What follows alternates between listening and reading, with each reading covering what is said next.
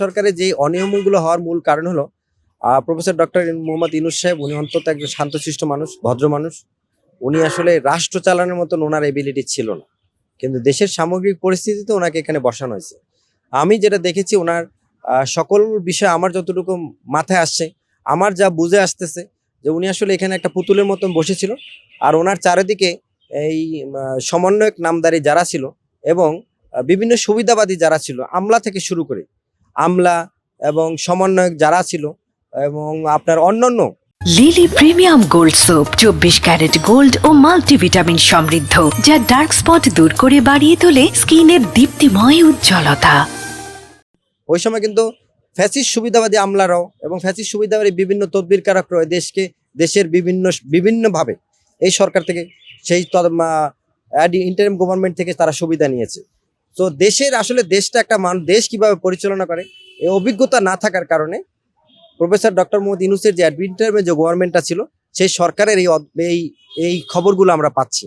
মানে এত দেশের এত ক্ষতি, দেশের এত টাকা চলে গেছে সুইস ব্যাংকে, দেশে এত মাদক ঢুকেছে, দেশে এত অপরাধ তৈরি হয়েছে শুধুমাত্র অভিজ্ঞতা না থাকার কারণে।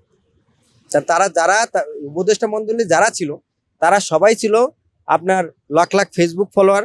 তারা ফেসবুক নিয়ে মাঠে ছিল, দেশের সবকিছু ছিল তাদের ফেসবুকের মধ্যে এবং মিডিয়ার মধ্যে ছিল, এবং তারা চুপচাপ ছিল, তারা কোনো কাজ তেমন একটা করতে পারতো না। আমি যা বুঝতেছি, বিশেষ করে আপনারা দেখেছেন যে আমাদের এই টিকা না দিয়ে আমাদের শত শত শিশু বাচ্চা, যার বাচ্চা চলে যায় সে জানে। সো এটা যে তাদের কত বড় ব্যর্থতা, এটা নিয়েও কিন্তু অতটা আলোচনা আসতেছে না। বেশিরভাগই এনজিও কর্মী ছিল। প্রফেসর ডক্টর মোহাম্মদ ইউনূসের সরকারের সময় যেহেতু বেশিরভাগই তার নিজের লোক, প্রত্যেকটা মানুষই যখন ক্ষমতার চূড়ায় চলে যায় বা কেউ ক্ষমতা পেয়েছে, আমাদের এটা আসলে কি বলবো, এটা জেনেটিক প্রবলেম কিনা আমি দেখতে পাচ্ছি না, বুঝতে পারতেছি না এখনো, যে আমাদের দেশে যারাই ক্ষমতার চূড়ায় চলে যায় বা যারাই ক্ষমতা পায় তারা তাদের আত্মীয় স্বজন, তাদের পারিপার্শ্বে যারা আছে নিজস্ব লোক খুঁজে, যোগ্য লোক খুঁজে না।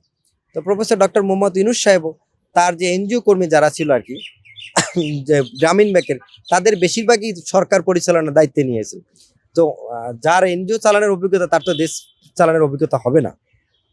তো সকল মিলিয়ে আর কি দেশ চালাতে তারা পুরোপুরি ব্যর্থ না হলে মোটামুটি তারা ব্যর্থ হয়েছে।